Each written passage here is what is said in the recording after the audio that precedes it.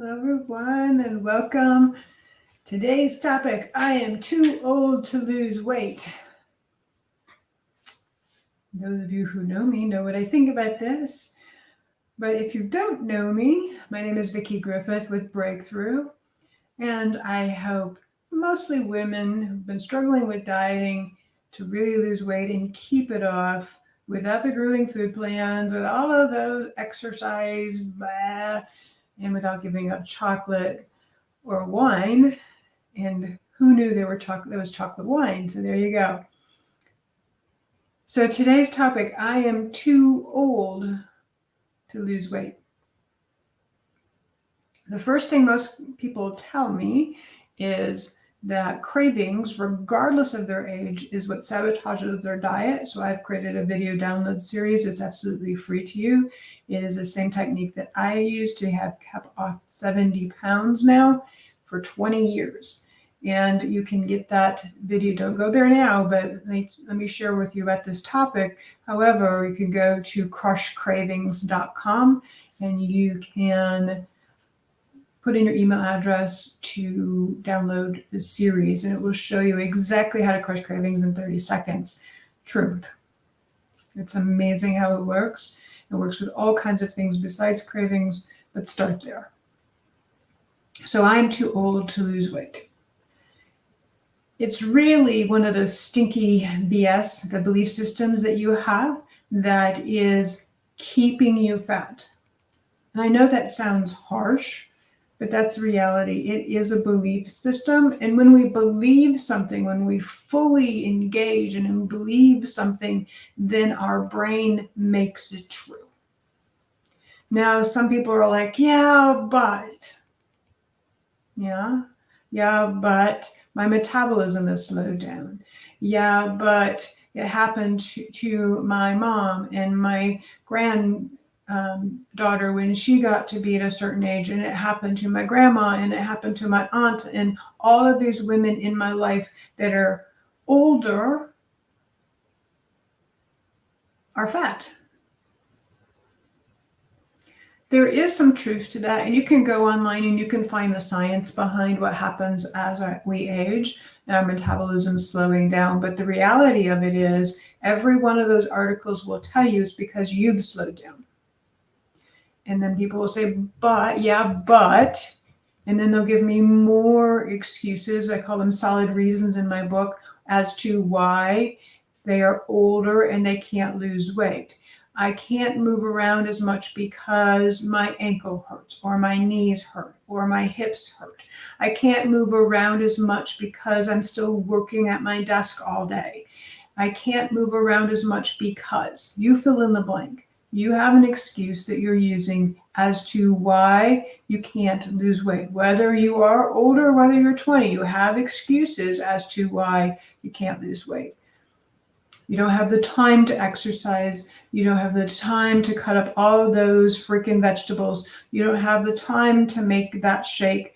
And I'm not saying that I am endorsing any of those methods. What I am about is let's find a plan for you.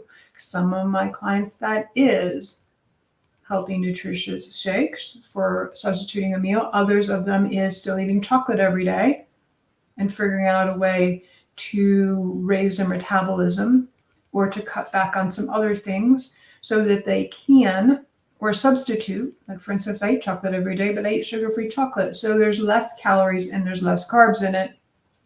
And it satisfies my sweet tooth.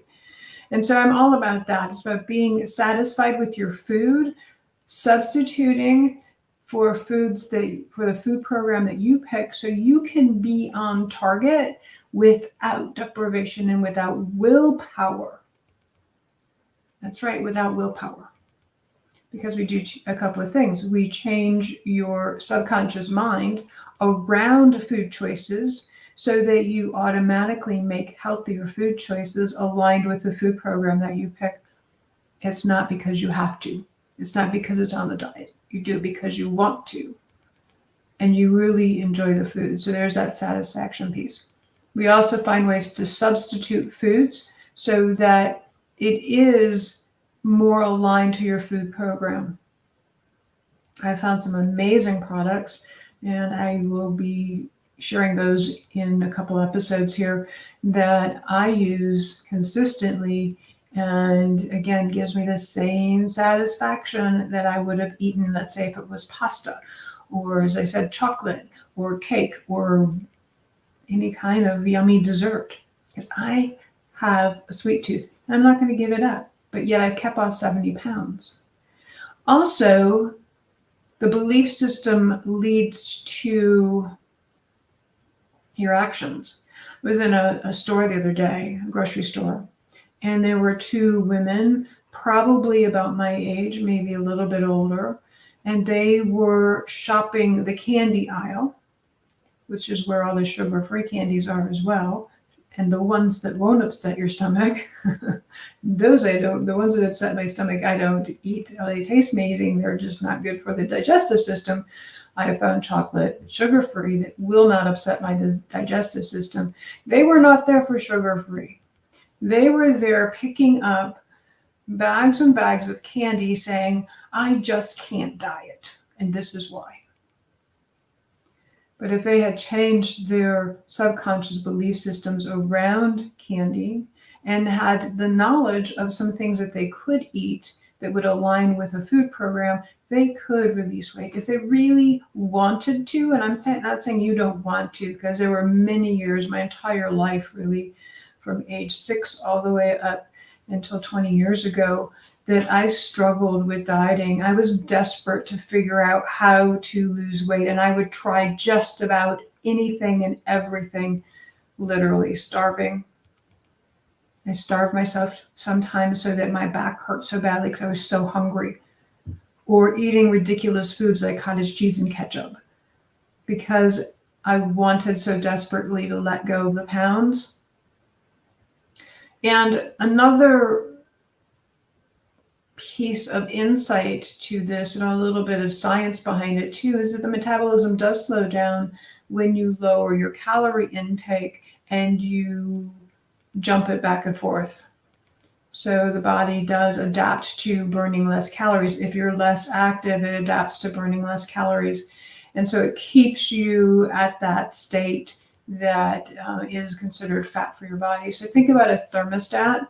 So you turn a thermostat up and down based on your comfort. However, if you leave it alone, it will just automatically turn on or turn off at the temperature you set it at. Our bodies are the same way as well. That doesn't mean you can't lose weight as you age. None of this does. What this does mean is you're very actively living by your belief system, and those belief systems are creating some of the physical reaction.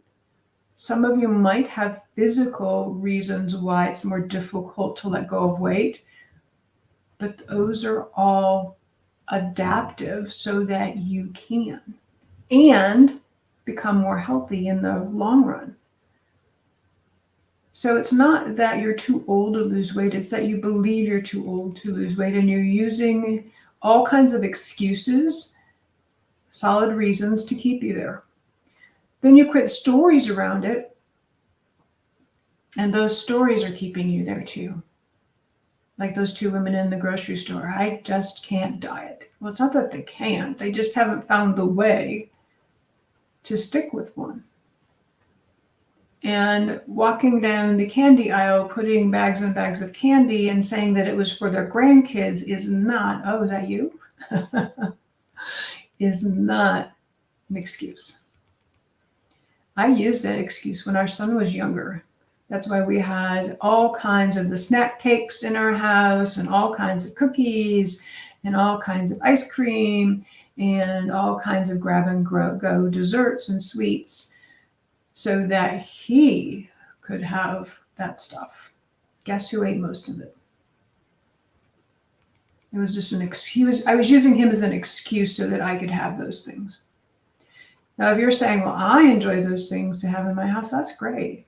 But guess what? You can still eat those and release weight. And you're like, well, sure, I can, but in moderation. Yep, that's true. And if you're having that judgment around moderation, then we need to talk, because that's a belief system that's getting in your way again. That A little bit of something is not enough. You need a whole lot more. And that's sabotaging your food program. So is it really that you're too old to lose weight? I'm so proud of my mom. She's 84 years old. She's let go of 40 pounds. She's kept it off now for about 4 years. So at 80, she found a program that works for her. She works that program with much ease and still loves to eat chocolate, still has dessert almost every day, if not every day, still has noodles and all kinds of things that most people would say you should banish from your food program if you want to lose weight. She did it and included all those things and is still keeping it off. And has a cocktail every now and then. There are ways to skinny up your cocktails and they taste just as delicious.